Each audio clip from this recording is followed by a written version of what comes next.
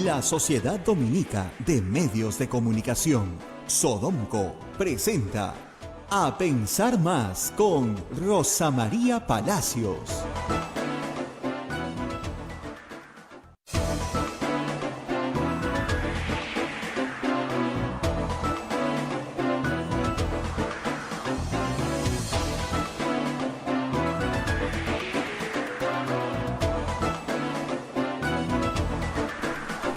Señoras, señores, muy buenos días. Bienvenidos a Pensar Más con Rosa María Palacios a través de las emisoras de la Sociedad Dominica de Medios de Comunicación, Sodonco.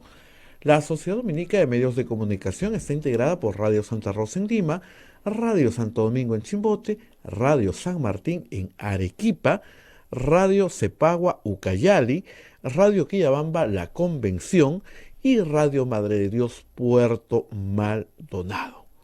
Emisoras con el carisma dominico.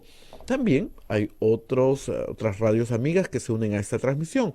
En Huánuco, Radio Huánuco; en Ayacucho, Radio La Voz de Ayacucho; en Puno, Radio Pública; en Ancash, Radio Moro; en Huancayo, Radio Cumbre; en Satipo, Radio Milenio; en Abancay, Radio Estación Solar; en Yurimaguas, Radio Los Oriente; en Cajamarca, Radio Los Ángeles; en Lampa, Radio San Valentín; en Cerro de Pasco, Radio Activa; en Huanta, Radio Continental. Onda Digital TV nos pone sus pantallas, Fuego TV también hace lo propio, nos pone en sus pantallas, y también a Emetagua en podcast en todo el Perú y el mundo para que usted pueda escuchar A Pensar Más en cualquier parte del mundo y al momento que usted guste. Las plataformas móviles, el Facebook de Radio Santa Rosa, el Facebook de Radio Quillabamba, el canal de YouTube de Radio Santa Rosa y nuestra página web www.radiosantarosa.com.pe. Hoy es 17 de agosto del año 2022 y ya estamos listos para compartir con Rosa María toda la información que va variando. Hemos empezado muy temprano con una carta de renuncia. El ministro de Defensa, José Luis Gaviria, ha renunciado al cargo de ministro de Defensa. Y bueno, esto no sabemos cuál es el motivo. Él dice que son motivos estrictamente familiares. Lo que sí dice en la carta es que la renuncia es irrevocable. Ese es un buen paso ya, ¿no? Porque luego vemos que renuncian y vuelven al cargo, pero ahí en este caso dice irrevocable. También se ha acordado que mañana a las 4 de la tarde el presidente del Consejo de Ministros vaya al Congreso de la República. ¿Cuál será el ánimo del Congreso? ¿Censurarlo? ¿Usarán su primera bala de plata, como mencionan los congresistas? ¿O solamente veremos un show y una serie de insultos? O tal vez no sabemos cuál va a ser la actitud del señor presidente del Consejo de Ministros, el doctor Aníbal Torres. Y también el presidente de la República, por todos los medios, quiere detener todos sus procesos y presenta, Rosa María nos contarás todo, me imagino que es dentro del marco legal, presenta acciones de amparo para detener. Y no quieren ni que lo vuelvan no quieren que entren a Palacio, no quieren quieren detener todo. ¿Eso es factible? No es factible. Así que con todo eso, Rosa María ya está lista para conversar con nosotros. Y hoy día tendremos como invitado al doctor González Izquierdo, economista, quien nos dirá cómo estamos en la economía, y a quien preguntaremos también sobre las exoneraciones que ha hecho el presidente, el Ejecutivo, en ciertos rubros. Las exoneraciones qué tanto benefician y qué tanto perjudican, qué tan grande es el hueco en la caja fiscal que va a generar las exoneraciones que el Ejecutivo ha aprobado. De todo eso y sobre todo nuestra canasta familiar que cada día se ve más, pero más golpeada. Los que vamos o solemos ir al mercado a hacer las compras de la semana, nos damos cuenta de cómo las cosas suben y suben y suben, y lo que no sube son pues los ingresos, ¿no? Pero las salidas sí suben bastante. Son las 8 de la mañana con 6 minutos y ahora sí vamos a saludar a Rosa María Palacios en este día miércoles 17 de agosto del año 22. Rosa María, muy buenos días. Buenos días, Abel, y muy buenos días a todos nuestros amigos en todo el Perú. Discúlpenme la demora, estaba distraída en una cuestión acá doméstica, pero acá estamos, nuevamente. Varias noticias, me avisan que acaba de renunciar el ministro de Defensa, así que vamos a hablar de eso y de otras cosas más. Pero primero lo primero, tenemos que cumplir con nuestros auspiciadores. La Maestría en Gerencia Social de la Pontificia Universidad Católica del Perú invita a profesionales de diferentes disciplinas a participar del proceso de admisión 2022 de su modalidad semipresencial. Informes en Facebook, @PUCMGS o al teléfono 993028464. Hotel La Cuesta de Caima de la Asociación Santa Catalina de Cena de las Madres del Monasterio de Santa Catalina es la mejor opción para tu estadía en Arequipa. Lo recaudado por el hotel sostiene las instituciones de apoyo social de las madres que benefician a niños, niñas, mujeres y adultos mayores en estado de vulnerabilidad. Informes en el Facebook e Instagram del Hotel La Cuesta de Caima, Arequipa. Policlínico Ángeles de la Salud. Ofrece servicios de calidad en salud a precios al alcance de todos. Contamos con un staff de médicos de alta calidad y modernas instalaciones con todas las normas de bioseguridad. Calle Antero Peralta 10, Urbanización San José, Humacoyo, frente a la Iglesia del Sagrado Corazón de Jesús en Arequipa. Colegio Sagrado Corazón Sofianum, 74 años al servicio de la educación en Arequipa, formando integralmente a la niñez y juventud desde la pedagogía de luz y verdad. El Colegio Privado Bilingüe Reina de los Ángeles, situado en La Molina, Lima, tiene como meta la educación en las virtudes cristianas para construir una sociedad más humana, más fraterna y más feliz. El Colegio Bilingüe La Asunción, perteneciente a la Congregación de las Hermanas Dominicas de la Inmaculada Concepción, ubicado en Trujillo, La Libertad, brinda una educación a jóvenes y niños basada en las virtudes y en la espiritualidad dominica. Colegio Santa Anita brinda educación católica desde el diseño curricular Luz y Verdad. Es una gran opción a los papás que buscan para sus hijos una educación de calidad con valores. Palestra Editores, el sello de los buenos libros de derecho, es una editorial jurídica peruana dedicada a la investigación y difusión en materia jurídica. Desde hace 25 años somos un referente para los universitarios y profesionales del derecho. Pueden encontrarnos en redes sociales como Palestra Editores o visitar nuestra web palestraeditores.com. Roque y Mateo, Soluciones Legales. Procesos ONP, AFP, FONAVI, beneficios sociales, divorcio, alimentos, sucesión intestada y otros. Asesoramiento a nivel nacional. Comunicarse al 965-158-562. Roque y Mateo, Soluciones Legales efectivas.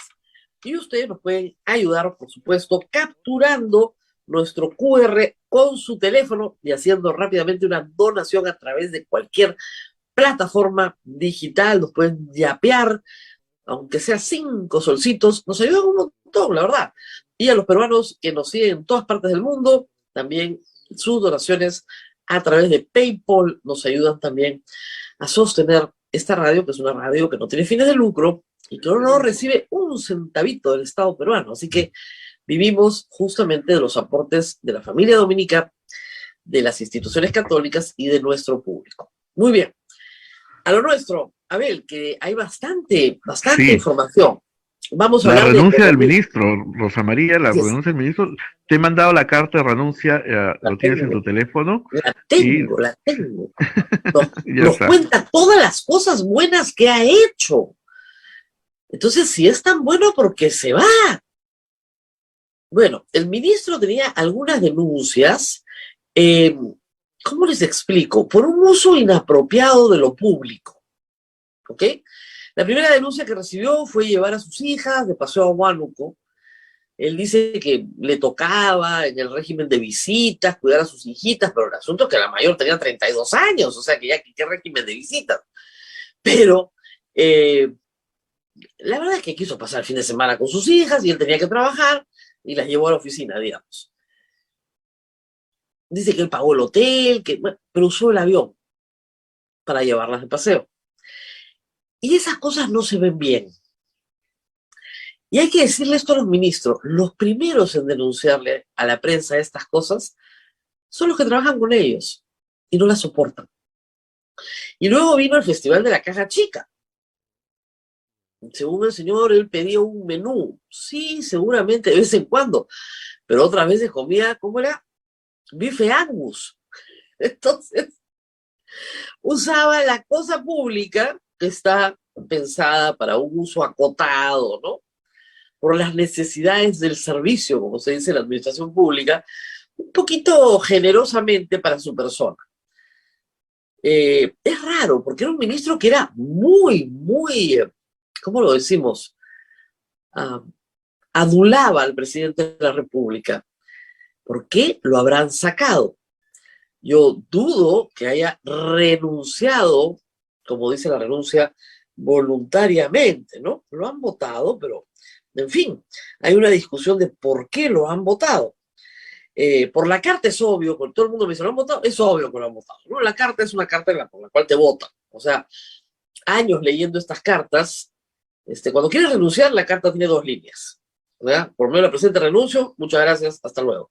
Esta no, esta es larga. Es honroso dirigirme a usted para expresarle mi cordial saludo, hacer de su conocimiento la decisión de mi renuncia irrevocable al cargo de ministro de Estado en el despacho de defensa por motivos estrictamente personales. Y luego, una cosa larguísima, y como 8 cosas que él ha hecho, ¿no? Y claro, también recuerda que todavía está en medio de un enfrentamiento en el Braem, que ha tenido bajas este fin de semana. ¿Por qué sacan, no es cierto, al ministro de Defensa en medio de una situación en la cual se requiere la presencia, pues, del líder del sector, ¿no? ¿Qué se ha descubierto o qué se ha sabido? Es raro todo esto, ¿eh? Yo creo que va a tener colita, pero hasta esta hora, salvo las denuncias de las que he comentado, no sabemos más. Y estas denuncias ya tienen varias semanas, ¿ah? Varias semanas. ¿Qué le habrán sabido al señor Gavidia que era necesario sacarlo hoy, tempranito en la mañana? En medio de una crisis social bien importante y política. Pero bueno, vamos a otras noticias, Abel, que también son importantes y vienen del mundo judicial, del sistema de justicia. Primero, Martín Vizcarra. Martín Vizcarra ayer anunciaba, en varias entrevistas que ha tenido y presentaciones, ya se sabía por el Poder Judicial, que por fin se admitió a trámite una acción de amparo que él presentó contra el Congreso de la República por su inhabilitación para el ejercicio de función pública. Recordemos que el presidente Vizcarra, y esto es bien importante recordar porque la gente se confunde, ¿ok? El presidente Vizcarra fue destituido, porque eso fue lo que sucedió, yo creo que inconstitucionalmente, con una vacancia expresa. Cuando no funcionó el caso de Richard Swing, utilizaron el caso de las coimas por la obra pública cuando él era gobernador de Moquegua. Esa fue la razón por la que fue vacado. Lo de la vacunación se supo en enero, él fue vacado en noviembre. Se había vacunado en octubre. El caso de Vizcarra, de su destitución, tiene que ver con los votos que logró juntar una coalición vacadora que estaba armada desde el primer día, dado que Vizcarra no tenía partido ni votos en el Congreso.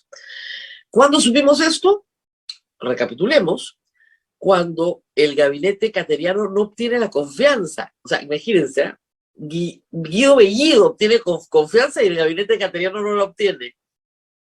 No, pues, había una coalición vacadora que tenía como objetivo castigar a Vizcarra por el cierre del Congreso. Y al final eran APP, Acción Popular, Fuerza Popular, los partidos que habían sido golpeados por el cierre del Congreso. Había que pasarle la factura y había que sacarlo. Richard Swing no funciona, ya. Coimas en Moquegua, funciona, vamos con eso. En enero se sabe ya el tema de la, mucho tiempo después de la vacunación clandestina. Cuando se sabe eso, el Congreso lo inhabilita para la función pública de tal manera que, aún siendo el congresista más votado por Lima, no pudiera ingresar al Congreso de la República. ¿Por qué había el deseo de que Vizcarra no ingrese al Congreso de la República? 100.000 votos, ¿ah? Porque en una eventual caída de la sucesión presidencial, si lo tiene sentado en el Congreso y logra alguna correlación de fuerzas, puede volver a ser presidente del Perú, de manera transitoria, aunque sea. Ni hablar lo iban a tener en el Congreso, pero ni hablar. Entonces la cosa era inhabilitarlo por 10 años. Y se logró. Vizcarra dice, oiga, no me pueden poner una sanción tan severa por un hecho que no es delito. Es que es una inmoralidad. Eso no hay discusión, ¿eh? Yo lo hubiera acusado de otras cosas, pero en fin. Y plantea una acción de amparo. Y además señala que no le han dado el derecho a la defensa, que la medida es proporcionada. Esa acción de amparo, si llega al TC, no sé cómo acabe. Probablemente acabe mal para Vizcarra en este TC. En todos los TCs anteriores, había una jurisprudencia, una línea jurisprudencial muy clara sobre el uso de la inhabilitación como castigo, dado que los castigos tienen que ser, previstos. A tal acción, tal castigo. Tiene que haber una graduación de la sanción. Eso es lo que ha hecho el Tribunal Constitucional siempre, levantando varias inhabilitaciones en el pasado. Este Tribunal Constitucional, elegido a la medida de este Congreso, que es bastante punitivo en estas cosas, no lo sé. Pero el asunto es que la primera jueza que recibe la acción de amparo la declara improcedente. Apela y la declaran procedente, entonces se admite. Tiene que admitirse desde primera instancia y comenzar el proceso. Buena noticia para Vizcarra. Por lo menos lo van a dejar defenderse. Pero Rosa ayer, María, cuando... Sí, Abel. nuestro invitado está esperando, ¿recuerdas? Entra un poquito vamos a antes. empezar primero con él y después seguimos con esta historia, pero claro, no hay ningún problema. Porque no se vayan. Vamos a hacer la pausita primero, Abel, o empezamos con el invitado. Empezamos con el invitado nomás. Ya está el doctor González Izquierdo. No se vayan, no se muevan después cuando hagamos la pausita, porque les tengo que contar una historia increíble sobre lo que está pasando con una casación en la Corte Suprema, muy buena, que probablemente se traiga abajo todo el trabajo de la Fiscalía en el caso Keiko Fujimori y Ollantumala. ¿Por qué? Porque no hay delito de lavado de activos. Se los dije desde 2014, pero en fin, vamos a hablar de eso más tarde. Primero, economía. Está con nosotros el doctor Jorge González Izquierdo, al cual le agradecemos que no se haya olvidado de nosotros esta vez y que sí podamos conversar largo sobre algunas cuestiones importantes para la economía nacional. Gracias por estar con nosotros tan temprano. Hay que abrir el micro, doctor. Su micro está cerrado. Así. Muy buenos días, Rosa María. Muchas gracias por la invitación. Más bien un placer conversar contigo y tus miles y miles de radioescuchas que entiendo que día a día. Bueno, empecemos por una preocupación que está hoy día en algunos periódicos. El señor Kurt Burneo, el nuevo ministro de Economía, ha dicho que la economía peruana se está enfriando y que vamos a entrar pronto a una recesión. Y esto ha sorprendido a muchos, porque más bien el crecimiento del país no ha sido en números hacia atrás tan catastrófico como se esperaba, y porque los factores internacionales de inflación están comenzando a bajar. ¿Qué piensa de esto? Hay quien dice que el ministro se está adelantando, haciendo estos anuncios, para justificar una expansión del gasto público. ¿Cuál es la situación real? Mira, Rosa María, en términos marginales, de crecimiento marginal, la economía peruana, los primeros 6 meses del año, que es la última cifra oficial que se tiene, que es junio, enero, junio, el primer semestre de este año, en términos marginales, la economía peruana, te podría decir, prácticamente no creció. Muy cerca a 0%, muy cerca a cero. ¿Y a qué llamo yo crecimiento en términos marginales? Cuando comparo mes contra mes. Por ejemplo, Ok. febrero de este año contra enero de este año, marzo contra febrero, abril contra marzo, mayo contra abril, junio contra mayo. ¿Por qué? Porque para mí esa comparación te mide mejor lo que te está pasando en el organismo. Es como cuando tú, Rosa María, te quieres medir la presión arterial, cómo te va, y te la mides pues respecto al mes pasado. No es lo mismo a que te midas respecto a ayer, pues al día de ayer, porque el día de ayer te está diciendo más bien cómo vas, más reciente. Entonces, si miramos las cifras desestacionalizadas que calcula el INEI, yo llego a la conclusión que el crecimiento en este primer semestre es mínimo, es cercano a cero, Rosa María, y obviamente que eso preocupa porque eso repercute en el empleo y repercute en el ingreso de la gente, de los trabajadores. Y la razón fundamental de por qué estamos creciendo tan poco, Rosa María, son las siguientes. Primero, el mundo. El crecimiento de la economía mundial ha hecho esto, así, literalmente ha hecho esto. Se estaba estimando este año un crecimiento superior a 4% y ahora ya los estimados, Rosa María, están en 3%. Y para la economía mundial esa es una caída bien pronunciada. Estados Unidos está estimando un crecimiento de 1.7%, o sea, menor a 2%. Europa está estimando un crecimiento de un poco más de 1%. China, que estaba estimando 5.5%, está estimando ahora 3%. Es decir, lo que es relevante para nosotros, que es China, Estados Unidos y Europa, su crecimiento está así. Entonces, obviamente que eso nos va a golpear, pues obviamente que eso ya nos está golpeando y nos va a seguir golpeando. Y la segunda razón interna es la siguiente. El Banco Central de Reserva, en su combate a la inflación, está tomando medidas muy fuertes. ¿Y cuál es la principal? Subir el costo del financiamiento para las personas y para las empresas. ¿Para qué? Para reducir su gasto en consumo y su gasto en inversión. Entonces, si tú no gastas mucho, los precios no pueden subir mucho, pues. Pero eso, ¿cuál es el colateral, el efecto secundario de eso, Rosa María?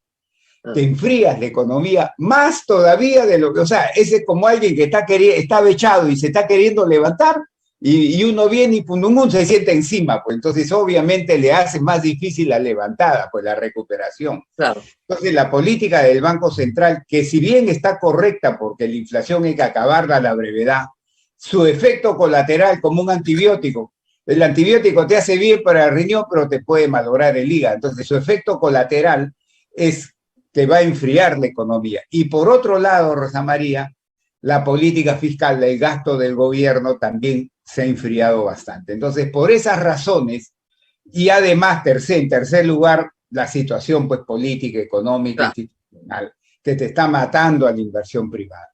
Entonces, por esas razones, no hay forma que la economía peruana de este año crezca un montón. Pero de ahí a decir recesión, Rosa María, es crecimiento negativo. Así es. Para que la gente entienda, recesión es crecimiento negativo. Y yo no creo que este año, a menos que pase, pues, Rosa María, cierren el Congreso, un golpe de Estado, una cosa así, bárbara, a menos que no pase esas cosas, es muy difícil que este año, por ejemplo, tengamos crecimiento negativo. No, claro, recesión es un término técnico, tienes que tener crecimiento negativo 2 semestres. Sí, es igual crecimiento negativo, y hasta Eso. ahora el crecimiento pequeño, pero es positivo, Rosa María. Ok, la cifra de crecimiento para este año del BCR me parece que es 3.2. Sí, está altito, pero el BCR cada 3 meses cuando publica su reporte de inflación va bajando, va bajando, ahorita va a bajar, pero va a estar yo pienso, entre 2 a 3, más pegadito a 2 que a 3. Por ahí vamos a estar. El crecimiento, digamos. Y la inflación de este año. No, mira, Rosa María. ahí hay que ser bien cuidadosos, fíjate. La inflación que nos presenta el INEI todos los meses es la inflación total, total. Claro, Incluye combustibles, el dinero, todo incluye. claro. Esa inflación ya se está parando ya. ¿Por Ujú. qué? Porque ya el petróleo, Rosa María, ha regresado a un nivel prepandemia. Claro, ya se estabilizó. Así es, está bajando ya. Claro. Y los alimentos, maíz, trigo y aceite de soya, que es relevante para nosotros, sus precios están de hace bastantes semanas así. Baja. Entonces, eso nos va a ayudar a que la inflación total se aguante o comience a crecer menos. Pero eso no es tanto lo que importa, Rosa María. Y la gente me dirá, oye, González Izquierdo, tú estás loco, pero ¿qué sigue? Yo soy hija de los 80. ¿Cómo no va a importar? Es lo más importante que hay. Lo que importa, Rosa María, es la inflación cuando le quitas el precio de los alimentos y el precio de los combustibles. Porque esos precios son muy, muy volátiles. Volátiles, claro. Y te pueden dar una lectura no correcta. Entonces, cuando tú limpias estos precios muy volátiles de alimentos y combustibles, lo que dejas es una inflación que es producida por factores más permanentes, más estables. Eso se llama la inflación, digamos, neteada, ¿no? De alimentos y combustibles. De lo que me interesa en estos sectores. Pero esa inflación ya, Rosa María, está mes a mes subiendo, y a julio ha llegado ya a 5.4, con tendencia a seguir subiendo. Eso es lo que mira el Banco Central. ¿Y para por qué? Seguir aumentando su tasa de interés, como la acaba de aumentar de 6% a 6.5%. Esa es la que él mira, y debe mirar esa inflación, porque te dice que ya la inflación se está esparciendo, Rosa María, se está saliendo de su foco de alimentos y combustibles como un cáncer, se está esparciendo, está haciendo metástasis en el resto de los órganos. Ya se está esparciendo y va a ser más difícil bajarla. Eso te indica este indicador de la inflación, digamos, neteada, ¿no? ¿Por qué está sucediendo eso si el BCR está controlando las tasas de interés? Por varias razones. Primero, las expectativas de nosotros. Bueno, sí. Lo que la gente tiene en la cabeza. Si la gente piensa que la inflación va a seguir subiendo, Rosa María, es autocumplida. Va a seguir subiendo porque yo me comporto de esa forma. Pues. Es lo lógico, yo subo mi precio porque no me quiero quedar sin capital. Así es. Me capitalizo si no pongo mi... Claro. Y un sindicato dice, si la inflación del próximo año pienso yo que va a ser 10%, ese es lo que pido de reajuste. Pero quiero mi aumento de 10%. Lógico. Así es, así. Entonces, todo, y el comerciante también. Entonces, ¿y qué está pasando con las expectativas relevantes? Que ya se han superado, se han desenganchado de la meta de inflación del Banco Central, como que ya no le están haciendo caso. Y ese es el factor, la primera respuesta a tu pregunta, ¿por qué? La gente ya está comenzando a pensar que esto sigue para adelante. Y eso es lo que te hace esparcir. Y la segunda razón que te hace esparcir es los fertilizantes. ¿La oferta de qué, perdón? Los fertilizantes, los abonos agrarios. Porque eso, primero, no hay en la cantidad suficiente, y lo poco que hay, su precio está altísimo. Entonces, ¿qué está provocando? Primero, que los costos suban, pues. Claro. Y al subir los costos de un montón de alimentos que no importamos, se producen en el Perú, pero suben sus costos, obviamente, ¿qué hace el productor o el comerciante? Sube su precio al consumidor. Y segundo, como no hay suficiente urea, porque ya acaban de anular también la tercera intento de comprar urea. Claro, vamos por la cuarta. La producción se ha achicado porque ya no hay tanta productividad, y lo que se viene en los meses siguientes es que un montón de alimentos que no tienen nada que ver con maíz, trigo, o sea, importación, van a comenzar a subir de precio porque su disponibilidad, su oferta ha caído por este tema de fertilizantes. Así te respondo con esos dos factores a tu pregunta, ¿por qué se está esparciendo la inflación? Claro. Ahora, el gobierno está tomando una serie de medidas como diríamos antes, heterodoxas, cosas que no se veían desde los 80s. Una ley en el Congreso que exonera del pago de IGB Hoy, a hoteles y restaurantes, los baja de 18 a 8. Felices, claro, porque obviamente ese precio no se traslada al público, ¿no? Es más, es darles un 10% más de ganancia a hoteles y restaurantes. Y el presidente lo celebra con un montón de gente en Palacio de Gobierno. Entonces, todos nos pondremos en la cola. ¿Por qué no los medicamentos, no? Muchas que más. Los libros. ¿Por qué no la música? ¿Por qué no los espectáculos? ¿Por qué no todo? Porque todo es valioso, todo es importante. Mira, Rosa María, eso de la bajada del 18 a 8, hay gente que me debe estar viendo y seguro me va a decir González Izquierdo es un... ¿Qué le importa? ¿Para qué habla así? Mira, esa bajada de 18 a 8 la disfrazaron diciendo solo es para micro y pequeña empresa, es decir, para los negocios chiquitos. Pero ¿qué resulta, Rosa María? Que ya de hace bastantes años atrás, los negocios chiquitos no pagan IGB. No pagan, pues. O sea, los formales, ¿no? Porque los informales se están muriendo de la risa porque ellos nunca pagan. Entonces, claro, los formales no pagan IGB de hace mucho tiempo porque se acogen a estos regímenes. Al RUS. Pues claro, al RUS. Entonces, a ellos no le va a llegar la reducción. ¿A quiénes le va a llegar la reducción? De una u otra forma, directa o indirectamente, a los medianos y grandes. Entonces, claro, y esa no era la idea de ayudarlos. Entonces, yo no creo que sea una buena medida, sienta un mal precedente, como tú lo estás muy bien, Rosa María, explicando, y también me ocasiona una reducción de recaudación del sueldo que tiene el gobierno, ¿no? Va a bajar su ingreso, entonces... Se supone que el MEF se opuso. Sí, se opuso. Son 600 millones de soles de hueco, y este año han hecho bastante huequito, porque con medidas que no funcionan. Le reducieron el IGB al pollo, a los huevos, a todos los productos, a las harinas, a los panes. Cero. Claro, ¿con qué resultado? Cero impacto en la economía familiar y en la otra mano, una baja en la recaudación. Ya tiraron atrás felizmente, Rosa María. Pero en total, pero ha visto que en total silencio, ¿ah? Calladito nomás. Calladitos han tirado para atrás todo eso. Mira, Rosa María, la ciencia económica te dice claramente que en circunstancias como la peruana, bajar o eliminar impuestos no es lo correcto porque no es selectivo, agarras a todos, porque alimento te consume el rico, el de la clase media y el pobre, todos consumimos alimentos, pues.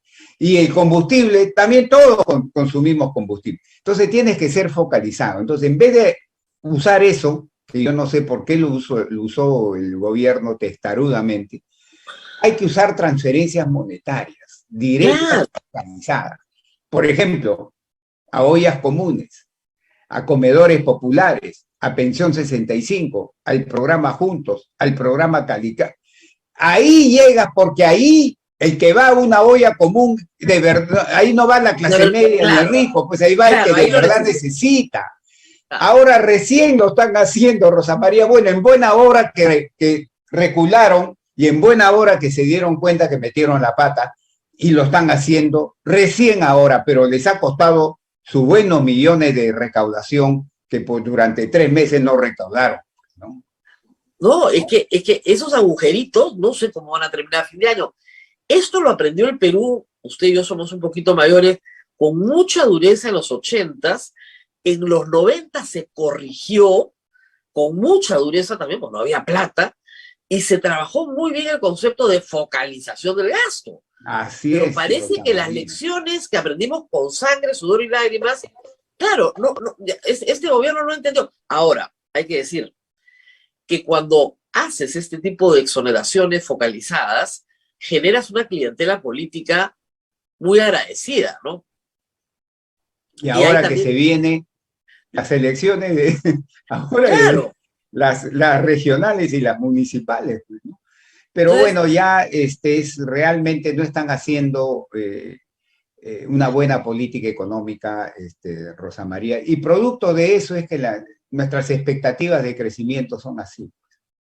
Producto de eso. Ahora, El problema central, y se advirtió del año pasado, es que la inversión privada iba a crecer 0%. Y es terrible porque el presidente no se da cuenta del problema. En el mensaje del 28 de julio dijo, tenemos 44.000 millones de inversión privada, lo mismo que el año pasado. Muy contento. Entonces, si es lo mismo, pues no ha crecido. Cero, ya. Fue la forma más enloquecida en que yo he escuchado que alguien pueda dar una mala noticia como si fuera una buena noticia. ¿Ok? Muy bien. ¿Qué hacer para que el sector privado invierta? Porque o sea, yo a veces digo que la ciencia económica es más psicología que otra cosa. Sí, claro. ¿No? ¿Cómo hacer para convencer al privado de que está en un ambiente seguro y que puede invertir? Mira, sin perder Rosa su María, inversión. ya la experiencia, no solo la ciencia económica, sino sobre todo la experiencia mundial y peruana, te dice claramente esta lección. El primer factor, así en ese orden de importancia, el primer factor para alentar la inversión privada nacional y sobre todo extranjera es crear un clima institucional, político y social amigable Claro. para que el inversionista privado y extranjero invierta con seguridad que las reglas del juego no le van a cambiar en el futuro, que hay estabilidad política, social, que no me van a ir a cerrar mi mina como le han hecho a estas dos grandes empresas mineras, ya proyectos hechos realidad, etcétera. Eso es lo que quiere un inversionista y eso tiene que entender el señor presidente. Y si él sigue insistiendo, Rosa María, igual que el señor Torres, siguen insistiendo los dos en que machaconamente el pueblo pide asamblea constituyente, claro, entonces le está haciendo un flaquísimo favor a esa estabilidad que se necesita hoy día para alentar a la inversión privada nacional y extranjera. Es una barbaridad lo que está haciendo este gobierno. Claro, porque si alguien o sea, si el presidente dice, pero ¿por qué el Perú no crece? Pues no sabe por qué no. Porque usted sigue gritando asamblea constituyente y la gente necesita estabilidad. Y usted no ofrece estabilidad. Ofrece revolución, cambio, otras cosas, pero no ofrece estabilidad. Ahora, el país tiene que ser consciente que tarde o temprano un cambio constitucional profundo va a generar inestabilidad y tiene que asumir el costo. Mira, Rosa María, para que las personas me entiendan, nos vean, que nos ven o nos escuchan, entiendan perfectamente, yo siempre pongo este ejemplo. Yo soy un constructor, ¿ya? Y veo un terreno en una esquina y yo digo, ahí puedo hacer un edificio, pues invierto y hago un edificio y listo. Y voy, y lo primero que voy a hacer es cómo está ese terreno, pues cómo está el suelo. Si el suelo está sólido, ¿no es cierto? Entonces lo compro y hago mi proyecto. Pero si voy y veo que el terreno es un terreno esponjoso, un terreno gelatinoso, en la vida voy a comprar pues ese terreno, porque ahí no voy a construir un edificio, tendría que invertir un montón de plata en estabilizar el suelo. No lo voy a hacer. Eso es lo que pasa en una economía. Sin una economía, la infraestructura, o sea, el medio no social, económico, institucional, político, es como gelatina, inestable. Claro. Entonces, ¿quién va a invertir en poner un edificio ahí? Pues muy pocos o nadie. Pues entonces, ese es el tema, Rosa María, que parece ahora, que el presidente... La capacidad del presidente y del Congreso es de mutua neutralización. Están trabados. Ni el Congreso puede sacar leyes muy populistas, ¿no es cierto? Ni el Ejecutivo puede pasar sus leyes por el Congreso, salvo en estos casos, ¿no? El caso del IGB a los hoteles viene de Fuerza Popular y ha sido bien acogido en el gobierno, o sea, hasta ahí no hay ningún problema, pero digamos, en general, la capacidad de hacer daño requiere de dos poderes del Estado y están enfrentados. Por lo tanto, un inversionista audaz y astuto, más bien diría, es el momento, ¿no es cierto? Si la bolsa está a la baja, es el momento de comprar. O sea, hay el que también es audaz, atrevido, son los menos, pero que podrían ver como un buen momento de inversión. Pero mayormente es inversión financiera. Claro. Y la inversión financiera es asícito respecto a la inversión real. Claro. Entonces, claro, hay gente que dice, en los momentos de crisis, por ejemplo, Bezos en Estados Unidos, los grandes, o Warren estos grandes inversionistas han hecho mucho dinero, claro, pero son inversionistas financieros. Claro. Compran acciones, compran bonos, venden, pero en el Perú esa Es inversión pequeñito. es asícita. Claro, el mercado La inversión capitalista. real, que es la que importa para nosotros, empresas, etcétera, es la grandaza. Esta es la que no timbea. Esta es la que timbea. Pero esta es la que no timbea. Es muy conservadora, porque obviamente, claro, tiene mucho que perder. Entonces, ante eso, retrae. Mira, Eso está Rosa claro. María, un proyecto minero fácil te supera los $1.000 millones, $2.000, $3.000. Claro. En cambio, comprar acciones me puede costar, pues, ¿qué? $10 millones. Ni qué 10, $1 millón. Compara, Claro. pues, una inversión de 1 millón, 10 millones contra 1.000, Claro. 2.000 millones. Este lo va a pensar 100 veces, este quizá puede timbiar. No, y además el financiero sale más rápido. O sea, entra y sale en los mercados. Claro, el otro no.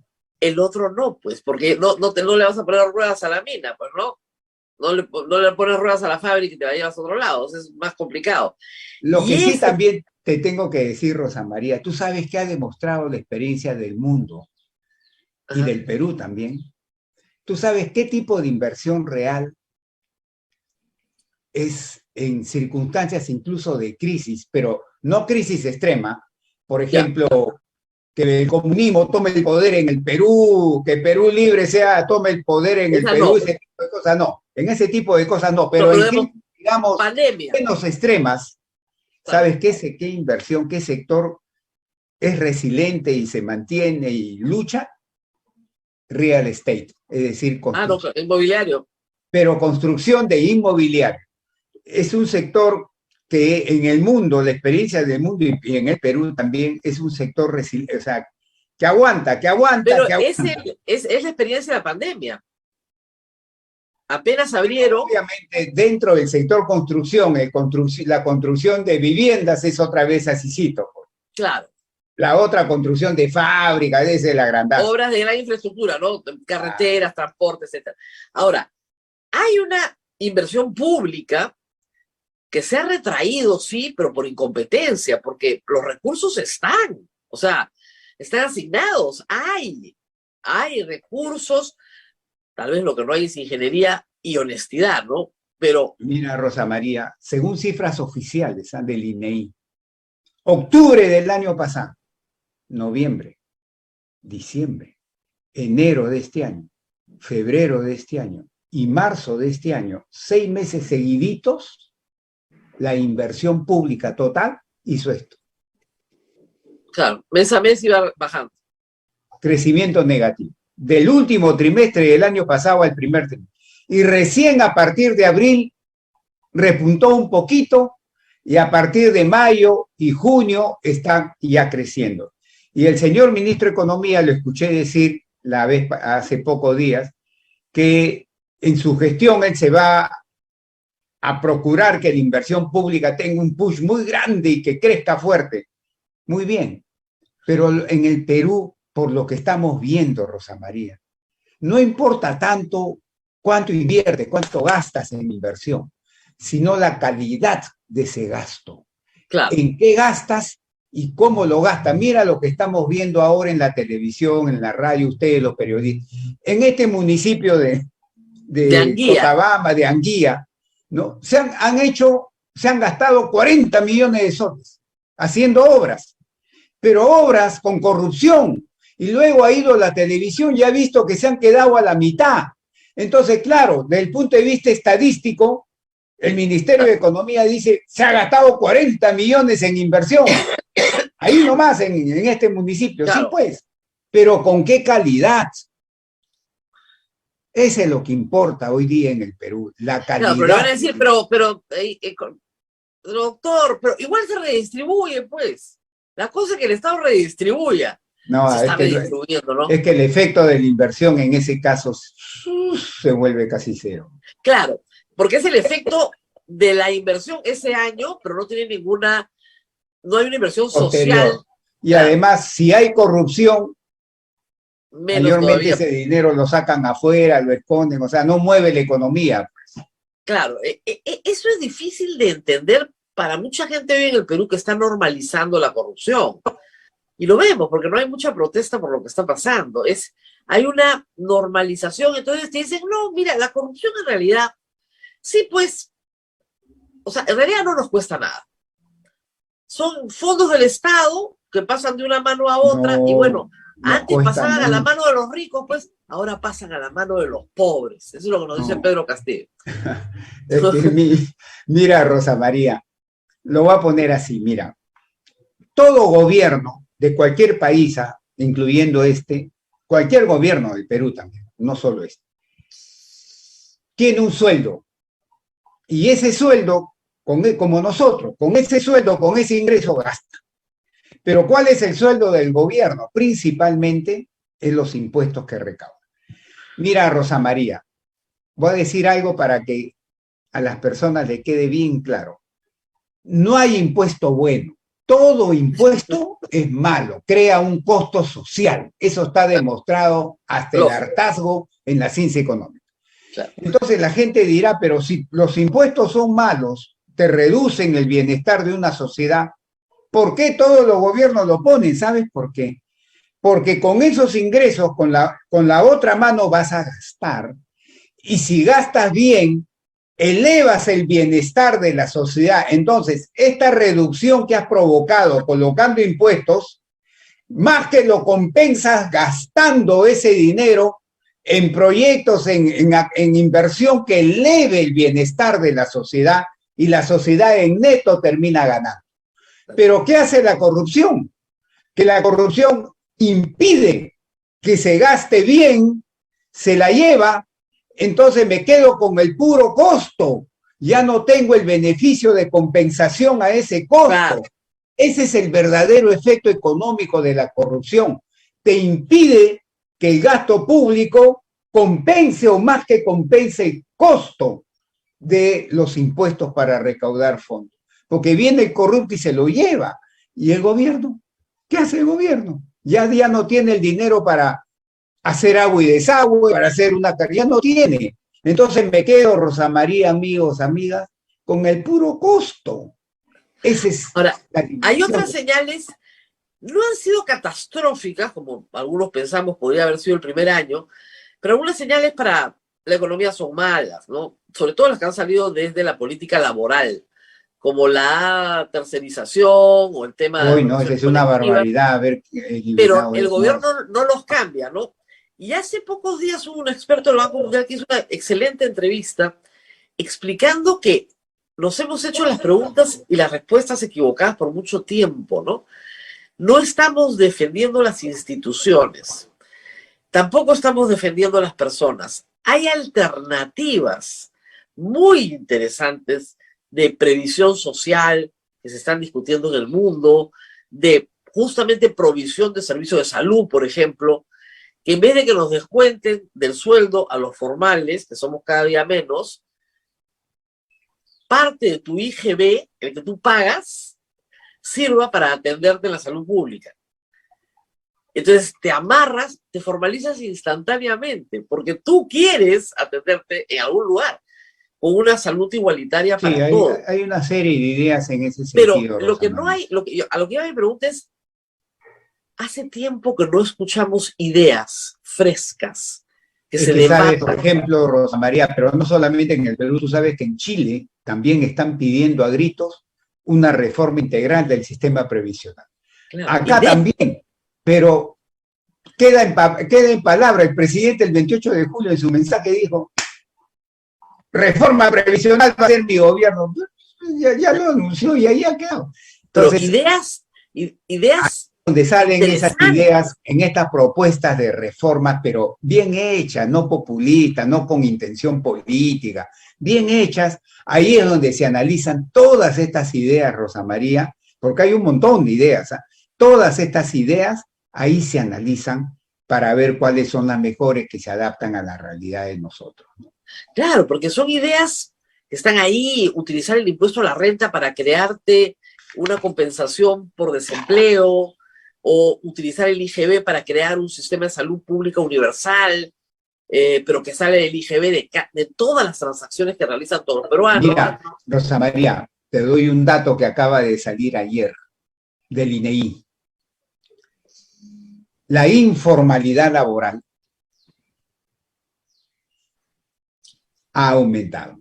Ah, O sea, claro. si comparo, pero te voy a dar dato. Si comparo junio del 2019, antes de la pandemia, a junio de este año, ¿sabes cuántos millones, cuántos peruanos se han visto arrojados a la informalidad? Más de 1 millón de peruanos. La informalidad pasó de 8.700.000 peruanos a 9.700.000 peruanos y pico. O sea, la informalidad laboral, según cifras del mismo Estado, ha hecho esto.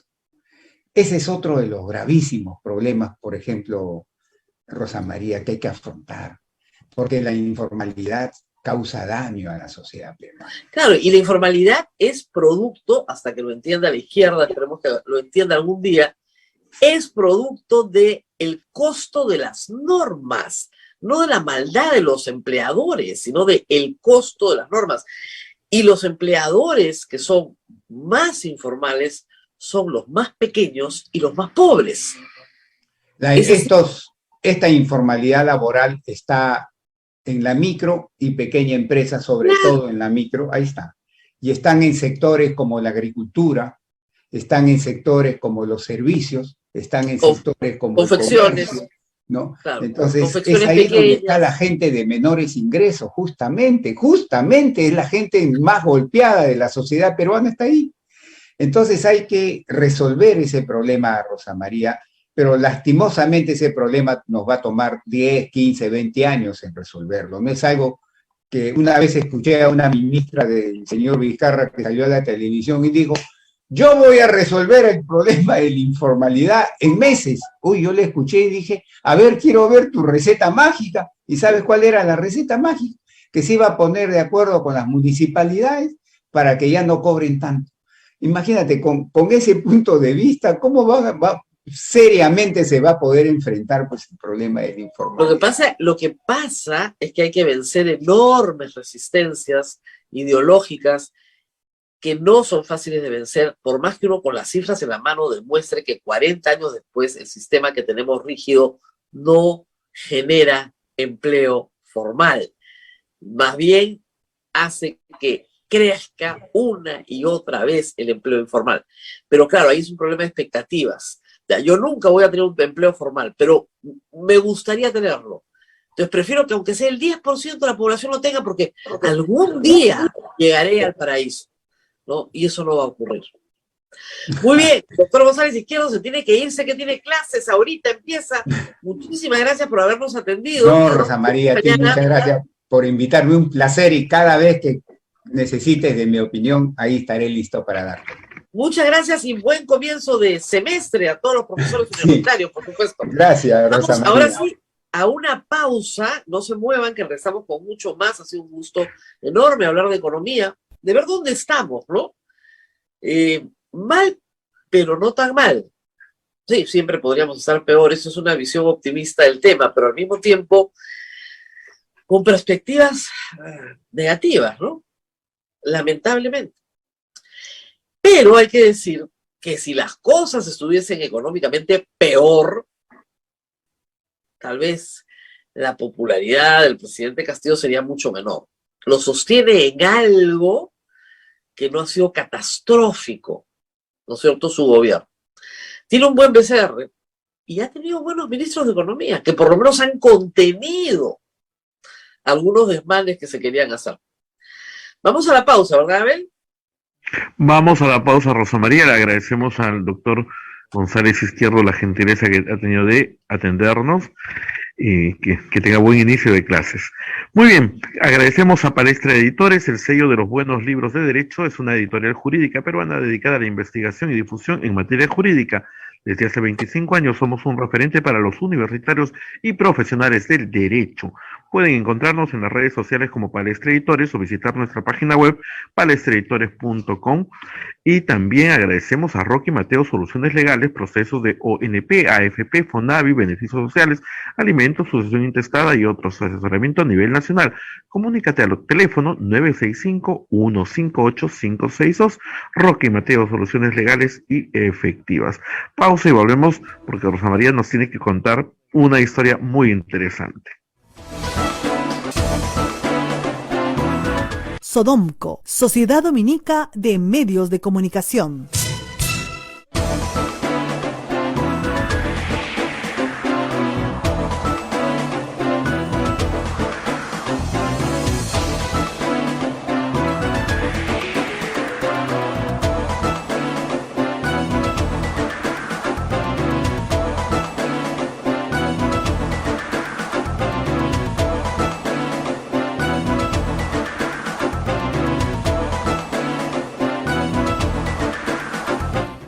Continuamos con A Pensar Más con Rosa María Palacios a través de las emisoras de la Sociedad Dominica de Medios de Comunicación, Radio Santa Rosa en Lima, Radio Santo Domingo en Chimbote, Radio San Martín en Arequipa, Radio Cepagu Cayali, Radio Quillabamba La Convención, Radio Madre de Dios en Puerto Maldonado, Radio Huánuco, Radio La Voz de Ayacucho, Radio Pública, Radio Moro, Radio Cumbre, Radio Milenio, Radio Estación Solar, Radio Oriente, Radio Los Ángeles, Radio San Valentín, Radio Activa, Radio Continental, Onda Digital TV y Fuego TV y las plataformas móviles transmitiendo en vivo. Rosa María, nos has dejado intrigados con la historia que nos vas a contar. Adelante. Es una historia de expresidentes, ¿no? Porque estaba contándoles la historia de Vizcarra y después voy a ir sobre la de Humala. Y es necesario volver sobre los expresidentes porque si por algo es conocido hoy el Perú en el mundo, es porque sus expresidentes terminan en prisión, pasan unos días en prisión o se acaban quitando la vida para no ir a prisión. Mucha gente en América Latina, que a veces está muy indignada con la corrupción de sus países, nos dice, pero ustedes por lo menos nos meten presos. Bueno, vamos a ir con calma, porque esto es bien importante lo que les voy a contar. Estábamos en Vizcarra. Vizcarra tiene dos noticias.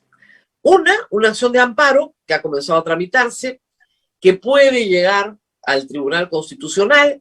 Si el Tribunal Constitucional no se aparta de su línea jurisprudencial, le van a dar la razón a Vizcarra. Si se aparta de su línea jurisprudencial, bueno, no sé qué puede pasar ahí.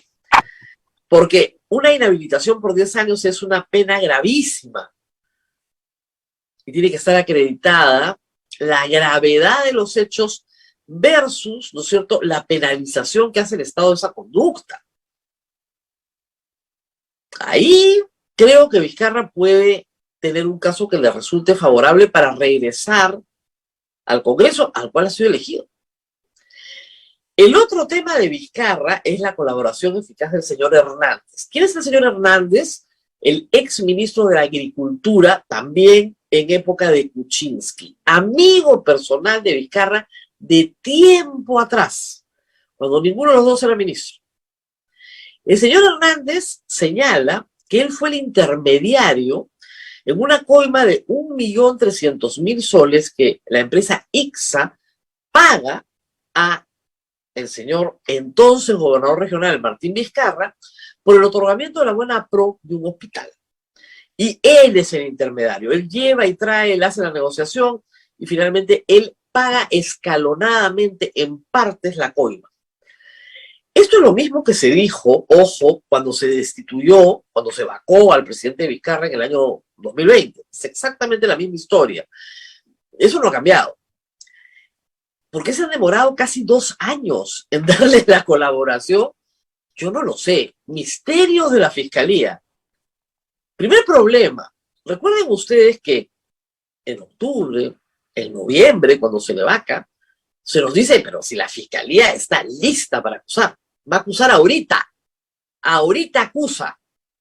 El señor Juárez Atocha apareció en televisión y dijo que yo era una abogada cachinera por decirle que no había acreditado la probanza de los dichos de los testigos y otras cosas más, ¿no? Me dijo de todo, groserísimo. Bueno, 2 años después no solo no ha acusado, sino que ha conseguido la primera colaboración eficaz ya bendecida por la jueza.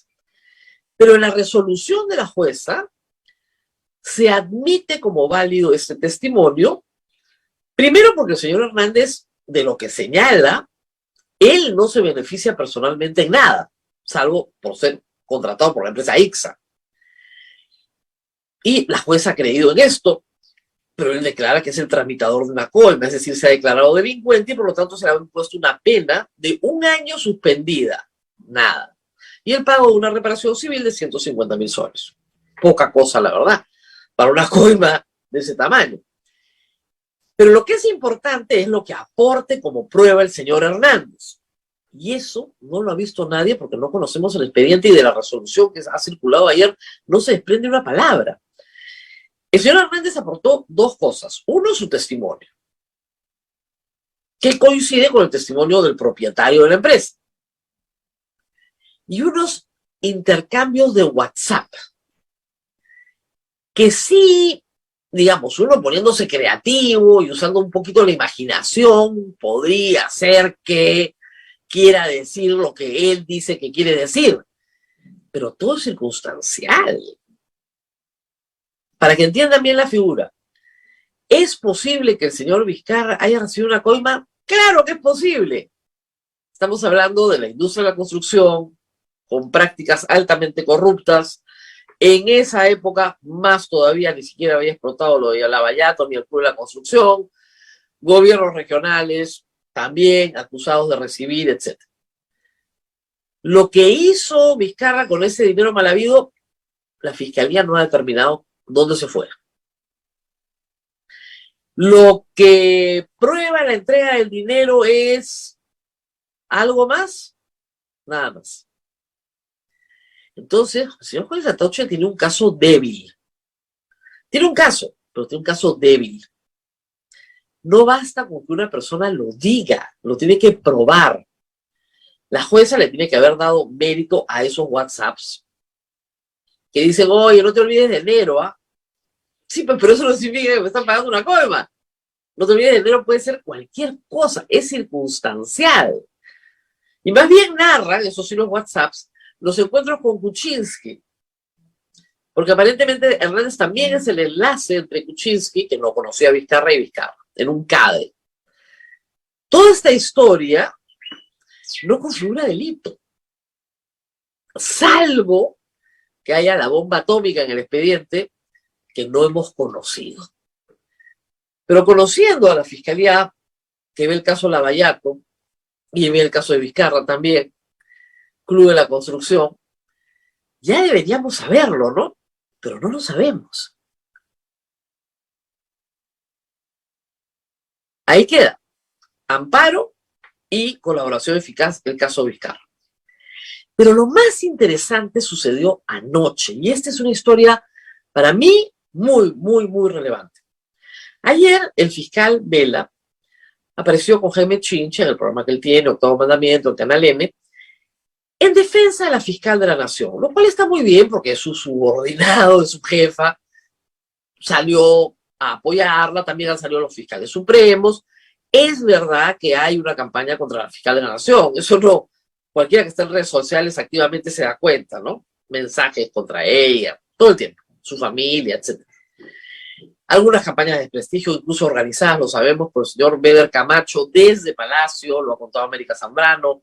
O sea, sí hay una campaña contra la fiscal de la Nación porque ha abierto investigación contra un presidente en ejercicio, cosa que no tiene precedente en la historia. Hasta ahí la entrevista, lo previsible, ¿no? No había nada sorprendente. Pero Jaime Chincha le pregunta, como nos preguntamos todos, cómo van los casos de Keiko Fujimori, Ollantaytamala, Kuczynski, etcétera, ¿no? Que ahí sigue, años de años de años.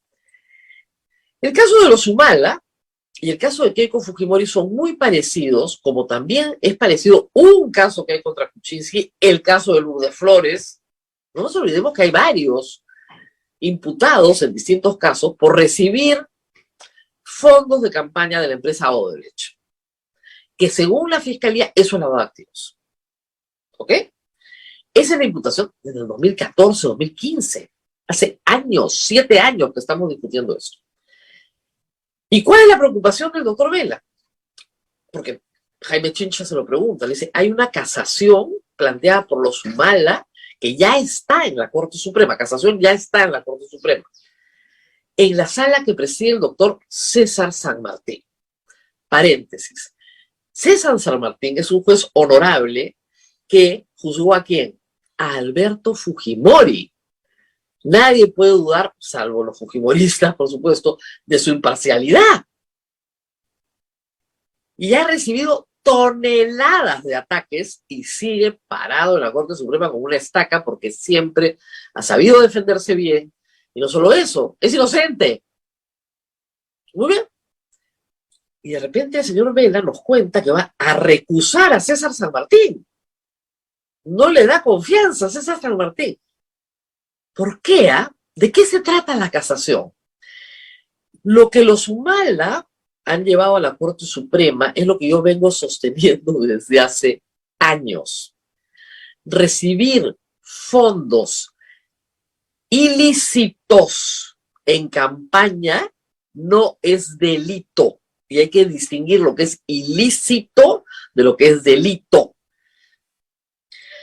Cuando uno recibe un dinero en campaña hasta agosto del 2019, después les explico por qué, que no proviene de una declaración ante la autoridad administrativa, como manda la ley de partidos políticos, comete una infracción administrativa pasible de sanción. Es ilícito. Es contrario a la ley. ¿Ok? Eso es muy diferente de cometer un delito. Los delitos están en el Código Penal. Y para que exista delito tiene que haber conducta tipificada y sanción. ¿Ok? Si no, no hay delito. Si la conducta no está tipificada en el Código Penal, no hay delito por analogía, no hay delito que se parezca. No. Tiene que estar exactamente tipificada en el Código Penal. Eso se llama principio de legalidad. ¿Ok? Entonces, los Humala han logrado llegar hasta la Corte Suprema y le tienen que preguntar a la Corte Suprema si recibir fondos ilícitos en campaña es delito de lavado de activos.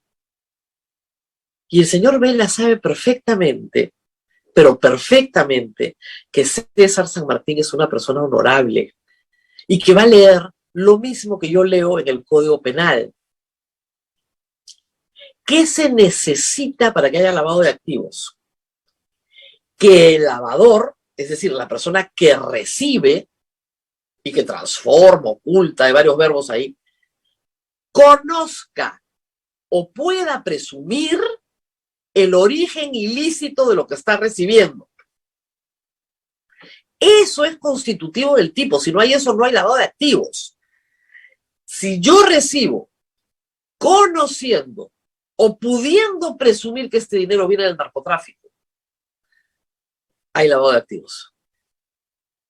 La gran pregunta es, ¿cómo los Humala y Keiko Fujimori podían presumir, tanto el 2006 como el 2011, que el dinero que Odebrecht aportaba ilícitamente a su campaña provenía de una fuente delictiva?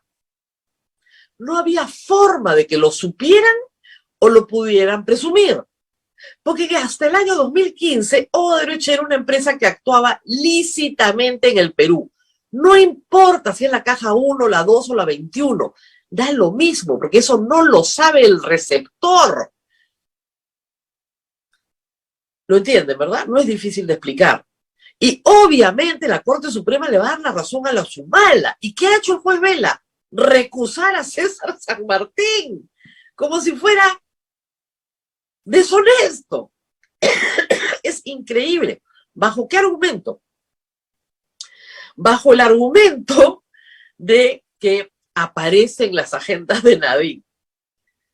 Esa acusación, entre las muchas que ha tenido César San Martín, ya le respondió en 2015 ante el entonces Consejo Nacional de la Magistratura, señalando que no tenía la más remota idea de por qué su nombre estaba en esa agenda. Decía San Martín, ni siquiera César, ¿eh? Se reunió con Ojitos, no sabe quién es Ojitos.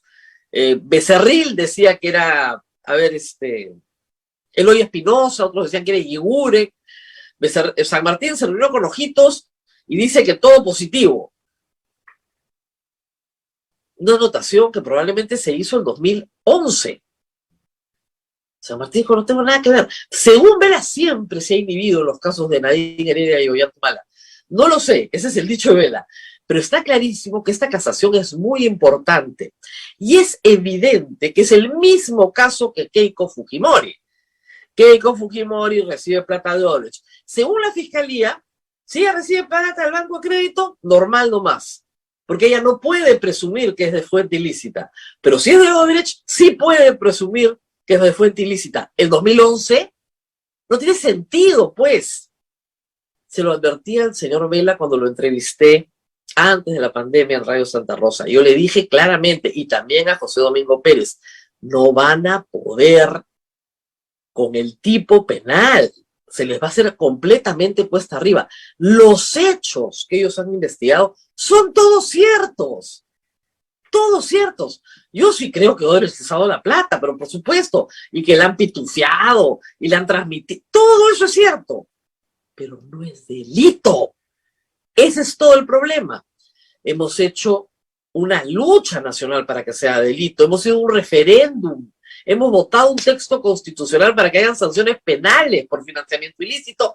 En agosto del 2019 se logró que sea delito. Ya es un tipo que tiene 8 años de pena en el Código Penal. Después, se van a caer los casos de Ollantumala, de Keiko Fujimori, de Kuczynski, que se le investigaba también por aportes de Odebrecht, de Lourdes Flores, que se le investigaba por aportes de Odebrecht también. No el de Alejandro Toledo, donde el lavador es Maima, que está clarísimo, el círculo se completa, lo hemos explicado 20 veces. No probablemente el de Susana Villarán, donde ahí hay una transferencia para campaña, pero que tiene relación con un contrato que se está firmando o en vías de modificarse con OAS y con Odebrecht. Es diferente. Pero en los casos en que se está investigando aportes de campaña, caso Cócteles o el caso de Ollantumala y Nadine Heredia, el caso se va a caer y van a tener que pedir el sobreseimiento, tanto en el juicio oral que está siguiéndose ya contra los Humala, como el caso que todavía no empieza, porque sigue en control de acusación. Le han rebotado 4 veces.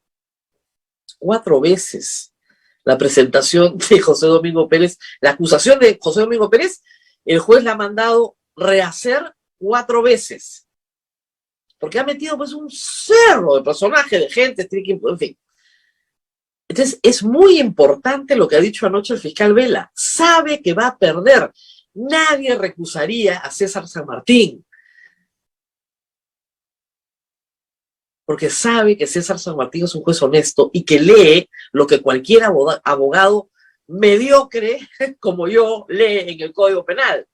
Se necesita saber que está recibiendo de fuente ilícita, es decir, proviene de un hecho delictivo. La plata viene fuente del delito.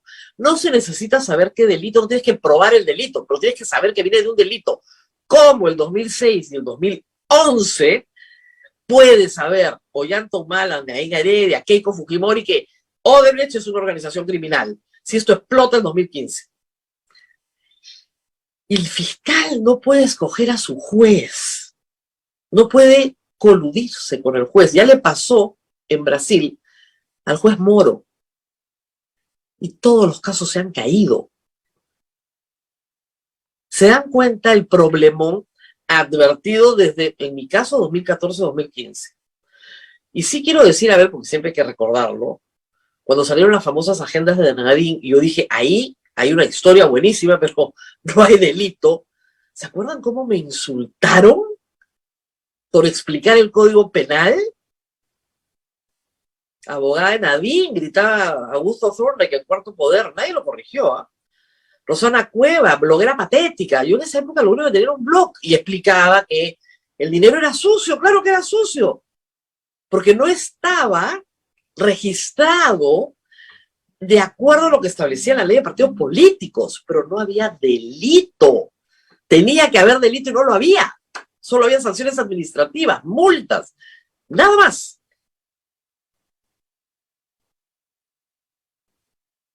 Cuando metieron presos a Ollantumala y a Nadine Heredia por esto, El juez Carguancho, ¿se acuerdan todo el espectáculo? ¡Bravo, juez Carguancho! ¡Valiente, valiente! O sea, no hay delito, no sé qué, dónde están viendo el delito, en fin. Y se los dije, si van ellos, van a ir todos, ¿ah? Y todos comenzaron a desfilar. Y claro, cuando ya metieron preso a Keiko Fujimori, comenzaron a entender que el Código Penal establecía el tipo penal de lavado de activos con otras características. Pero fueron unos 2 añitos de insultos, ¿no? Y hasta ahora no se retractan. Y yo quiero ver cuando la casación salga, qué carita van a poner mis colegas que nunca leyeron el Código Penal. Si vas a cubrir judiciales, lee el Código Penal para que te enteres de qué se trata. Bueno, el fiscal está asustado porque sabe que va a perder, pero les tienen que contar la historia.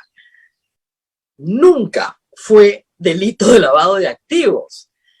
Y no es que la Corte Suprema se coluda con los presidentes corruptos y que nuestros fiscales sean unos héroes en este caso. No, nunca fue delito, se lo explicamos 100 veces. Lo único que tienen que hacer es revisar el Código Penal. Miren, yo lo tengo siempre a mano para cualquier eventualidad. Y acá está bien claro, hay una ley penal contra el lavado de activos. ¿Y qué dice la ley penal contra el lavado de activos? Dice que convierte o transfiere dinero, bienes, efectos o ganancias cuyo origen ilícito conoce o puede presumir. Ya pues, tienes que conocer o poder presumir origen ilícito. No tienen que probarte el delito fuente, pero tienes que conocer o presumir. ¿Ha podido probar el señor Vela que recibir dinero de Odebrecht, el receptor conoce o puede presumir que Odebrecht es una organización criminal el 2011? Eso era todo lo que había que probar. Es lo esencial. Todo lo demás que ha probado el doctor José Domingo Pérez es maravilloso, ¿eh? Yo estoy feliz, es un relato espectacular, muy bueno, muy bien trabajado. Sabe hasta dónde está el último pitufiador, aportante falso. Todos los hechos son ciertos. Y es una historia periodística que para todos es importante. Y que revela, sí, la moral de todos los implicados. Pero no es delito. Vamos a ver qué pasa. No sé si se entendió, Abel, o el público comienza a decir, ¿qué está hablando esta señora? Yo creo que sí se ha entendido, Rosa María, pero a veces nos dejamos llevar por nuestros deseos, ¿no? Y yo acá estoy que bloqueo algunas. Eso es Es la defensora, ahora es queiquista, ahora es vizcarrista, ahora yo les pongo, escucha, aquí se analiza. miren, se llama así, lo buscan, Ministerio de Justicia, esta es una edición vieja, hay una nueva. Código Penal. No es difícil, ¿ya? Ese es uno. Y el otro se llama así, Código Procesal Penal, ¿ya? Y el otro se llama así bien bonito, Constitución. Esas son las reglas. Yo no he hecho las reglas, ¿ah? Yo hubiera hecho otras reglas. Pero esas son las reglas. Y el derecho no es, contra lo que unos creen, ¿no es cierto?, una disciplina donde el azar es lo que manda. Hay reglas y las reglas están claramente establecidas. A mí me puede caer pésimo todo el elenco estable de la política peruana. Oigan, ninguno me da entrevistas. Me dan entrevistas cuando están en apuros. Ahí siempre me dan entrevistas porque yo entiendo la ley. No es porque los defienda, sino que poca gente puede sentarse y hacerles una entrevista sobre la base de la ley. Pero el problema no son nuestros afectos o nuestras simpatías. Yo creo que, eso sí, en el caso de Keiko sí hay un delito, ¿eh? Y un delito muy sólido. Y se llama encubrimiento real. Ella ha desarrollado una actividad para desaparecer información. Ha presionado a testigos, obstrucción de la justicia también. Ha presionado a testigos, están los relatos de los testigos presionados. O sea, encubrimiento y obstrucción le pueden dar 8 años, ¿eh? No es el caso de los Humala, que no habían pitufiado, pues no tenían tantos, ¿no es cierto?, actores coludidos con ellos. Pero en el caso de Keiko Fujimori sí hay un sólido caso de obstrucción, que sí tiene que ser sancionado. Y ahí sí, ningún problema. Ahora, podrían darle de 4 a 8. Recuerden que ya ha estado en prisión casi 2 años, 18 meses me parece. Ya cumplió parte de la pena. Entonces, hay otros desarrollos. Pero por lavado. Hay que aclarar eso, Rosa María. Por obstrucción yo creo que la fiscalía la gana de todas maneras. Sí, porque hay personas que dicen, entonces va a salir, no, tiene otros casos, ¿no? Ah, sí. Eso, hay que decir cuántos casos hay. En el caso de Humala y Nadine Heredia, tienen el caso gasoducto surperuano. Pero ese caso, de verdad, es más débil, pero es más débil. Y también perro, pericote y gato metido ahí, que no tienen nada que ver. Lo que han acreditado, sí, es un relato muy interesante de un tema de espionaje comercial entre 2 empresas privadas. Eso sí está muy bien narrado. Eso sí sucedió. Pero que se favorezca a Odebrecht en el otorgamiento de la obra pública, hasta este momento la Fiscalía yo creo que no lo puede probar. Por eso es que no acusa. El caso de gasoducto no empieza. Todavía. Pasó un periodo gubernamental completo y todavía no empieza. Entonces, Humala creo que sale mejor librado en este caso particular que Keiko, que sí tiene el delito de obstrucción. Y en el caso de Vizcarra, yo no creo que lo acusen sino hasta dentro de, qué sé yo, 3, 4 años, ¿no? Al ritmo de la fiscalía, ¿no? Más o menos. Que a mí lo que me llama la atención, hay que decirlo, es que la fiscal Benavides con toda razón está evaluando la productividad de sus fiscales. Y en el caso de Lavallato, bueno, dicen que no tienen plata, no tienen recursos, ¿no? Pero así como que tremendamente productivos, tampoco, ¿no? Si comparamos con lo que nos contaba ayer el procurador anticorrupción, que tiene 54.000 casos, no es el caso de Lavallato. Entonces, cada caso es diferente, ¿no? Por ejemplo, el caso del PPC. Nunca han detenido a nadie, nunca han llamado a nadie, no fue reconocido abierto, sí, por supuesto hemos recibido plata de Odebrecht. Sí. ¿Y de quién más? Ah, no le voy a decir. No le pasó nada. Entonces, ¿qué está pasando acá? Y contra PPK también hay una investigación por recibir fondos de campaña de fuente ilícita el 2011. Pero recuerden ustedes que no era solamente PPK, ahí había 4 partidos, entre ellos Alianza para el Progreso. El 2011.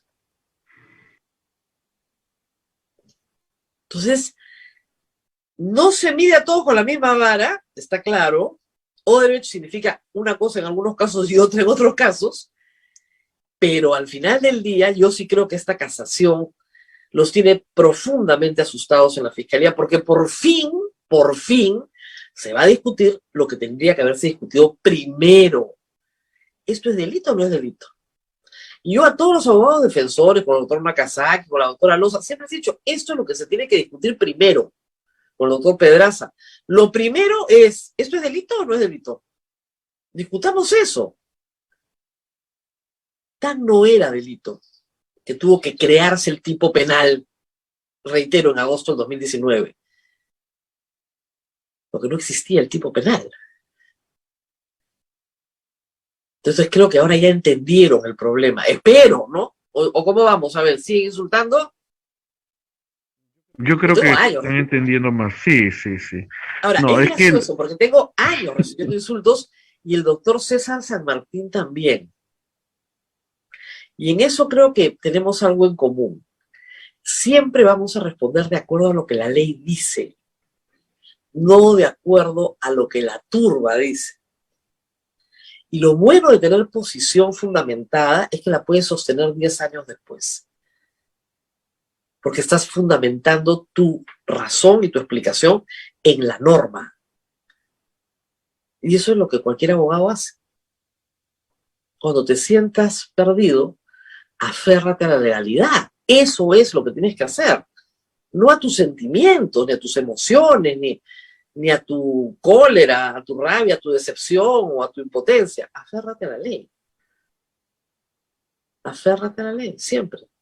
Y lo que dice la ley es que estas personas tenían que conocer o presumir el origen ilícito, delictivo del dinero que recibían.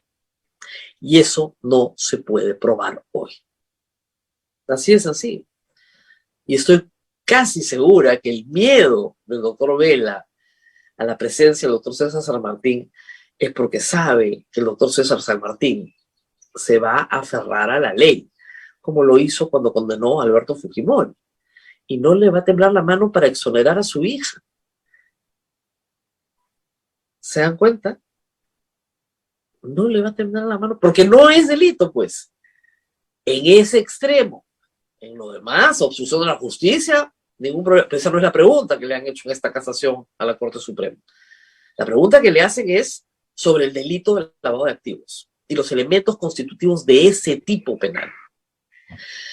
Espero que hayan entendido. Sí. Pero Hay una pregunta, Rosa María, es la noticia más al importante de la respecto. noche. Sí. Sí. Entonces, ¿por qué Keiko Fujimori pitufió? ¿No? Están preguntando. Entonces, Por ¿cuál sería la miedo. razón para pitufiar A ver, sabiendo que por- no era ilícito? por una razón política. Porque ella no puede decir que le daba plata al Banco de Crédito, que le daba plata a Odebrecht. O sea, ¿quién financia las campañas en el Perú? Gente con mucho dinero. Y esa gente con mucho dinero no quiere aparecer. Entonces tienes que disimular. Y eficientemente armaron una campaña de disimulo gigantesca. Es así de claro. Y siempre ha sido así. O sea, esto no es novedad. No les estoy contando. A mí cuando surgió todo este asunto, ¿cuál es la novedad? Siempre ha sido así. ¿Es una inmoralidad? Por supuesto que es una inmoralidad. Permite que se cuele el dinero del narcotráfico, de actividades verdaderamente delictivas, sí, y conocidas como delictivas. Claro, se cuela todo. Y no les digo en las campañas regionales de ahora. Dios mío. Si ni siquiera se da cuenta, siendo delito, ¿eh? Pero lo pitufió por una razón política. Keiko Fujimori hasta el día de hoy, igual que Humala, niegan haber recibido dinero de Odebrecht. No niegan haber recibido dinero de otras fuentes. O sea, Keiko Fujimori no puede negar haber recibido dinero del Banco de Crédito, no lo puede negar. Y de otros más. Pero niega hasta el día de hoy haber recibido dinero de Odebrecht en su defensa. Entonces tienes que esconderlo porque no se ve bien. Además, hay que decirlo, la defensa de ambos cometió un error garrafal. Porque desde el primer día han debido decir, sí, hemos recibido plata de Odebrecht. ¿Cuál es el problema? ¿Qué es lo que hizo Lourdes Flores, ah? Ningún problema. Ningún problema. Para la campaña del 2006. Sí, y de otras más. Ahí sí, ¿eh? El proceso, yo creo que ni siquiera está en investigación preparatoria, nada. O se quedó en la etapa de investigación preparatoria hace tiempo. Porque dijo la verdad. Sí, pues. Ellos niegan haber recibido. Es parte de su estrategia. Yo creo que es un error. Han de decir, sí, por supuesto, de este y de 100 más. Ya después Keiko Fujimori, ¿por qué? Porque los donantes se presentaron, pues, y lo confesaron todo. Y son testigos. Han pasado la calidad de testigos. Entonces, todos los empresarios que desfilaron por la fiscalía son testigos. Reitero, los hechos son ciertos. No hay discusión. Pitufió, todo es verdad. La discusión es si es delito o no. Desde el primer día ha sido la discusión. Y han estado todos muy ocupados en saber quién le dio a quién llevó, quién trajo. Sí, pero ¿es delito o no es delito? Esa es la discusión. Sabía que tarde o temprano iba a llegar este día. Yo lo esperaba mucho antes, la verdad. Pero, digamos, si esto empezó con la Dina Heredia empieza en 2014, me parece, o 2015, con las famosas agendas. 7 años después. Recién se va a discutir en la Corte Suprema. Ay, ay, ay, estas son carreras de largo aliento. Muy bien, Abel. ¿Qué más tenemos? De que despedirnos, nada más. Sí, podemos ir un segundo al Congreso de la República porque ayer nos quedó pendiente ver que son tres personas que tienen bastantes cuestionamientos, como el señor José Luna, que van a presidir comisiones del Congreso y Pero ya, eso no pues, puede a pasar ver, por alto. a ver, vamos por partes y cucharadas, ¿ya? No es la primera vez. Está mal, por supuesto que está mal, pero el señor Héctor Acuña era presidente de la Comisión de Presupuesto y estaba condenado, no procesado o investigado, no con arresto domiciliario, condenado, y seguía siendo presidente de la Comisión de Presupuesto. ¿Ah? Y al doctor Pichi, o sea, el doctor que decía que las vacunas eran agua destilada, ¿no es cierto? No lo pusieron en alguna comisión importante, creo que la de fiscalía. No, al doctor Aguinaga lo pusieron, que se había vacunado, lo pusieron en la comisión de fiscalización. O sea, disculpen, sí, es un horror, pero es un horror recurrente.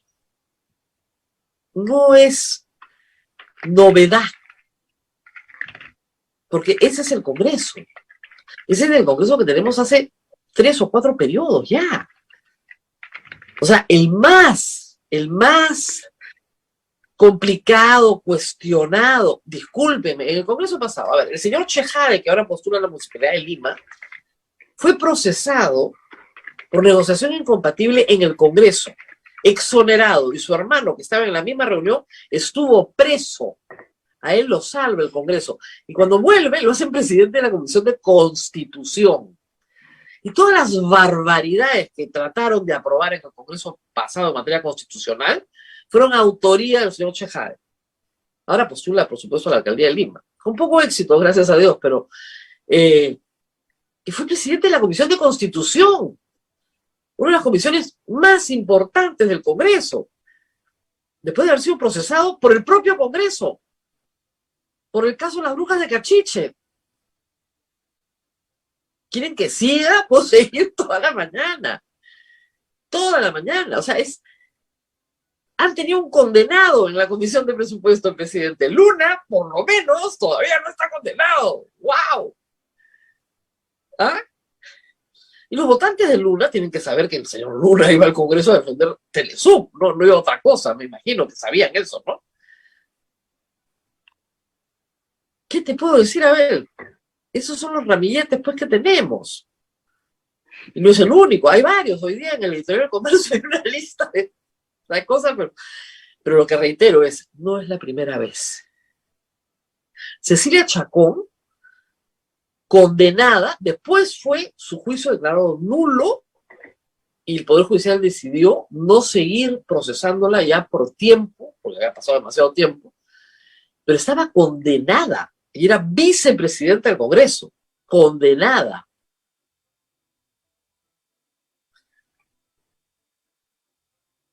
O sea, no, a mí no me sorprende, es casi como que en tu currículum tienes que poner anexo tu prontuario y de repente te dan presidencia de comisión. ¿Por qué? Porque es el Congreso, pues, que todo el Perú ha elegido. Y porque la inmoralidad está normalizada en el Perú. Ojo, las conductas que yo he descrito sobre fondos de campaña son profundamente inmorales, ¿ah? Que no sean delictivas no quiere decir que no sean inmorales. Pero por supuesto que son inmorales. Pero la inmoralidad está normalizada y por eso es que Pedro Castillo tiene 25% de aprobación. Porque la normalidad ya se normalizó en el Perú hace muchos años y cada vez es peor. Cada vez es peor. Muy bien, Abel. Así es, Rosa María, nos vamos. Ayer estuve en una excelente conversación con todos los obispos del Perú, a quienes les mando un saludo. Ya están reunidos, hay asamblea de la Conferencia Episcopal y les planteé esto, ¿no? La normalización de lo inmoral. Y eso es algo a lo cual creo que la iglesia tiene que abocarse desde la evangelización a la que está obligada, ¿no? Tiene que hablar de ese tema todo el tiempo. Hemos normalizado el mal sobre el bien. Pero da para otra reflexión y son las 9:37, a ver, tengo 2 trabajos. Así es, Rosa María, cuídate bastante, nos reencontramos mañana. Chao, chao. Listo. Chao, chao. Chao, Rosa María, nos vemos.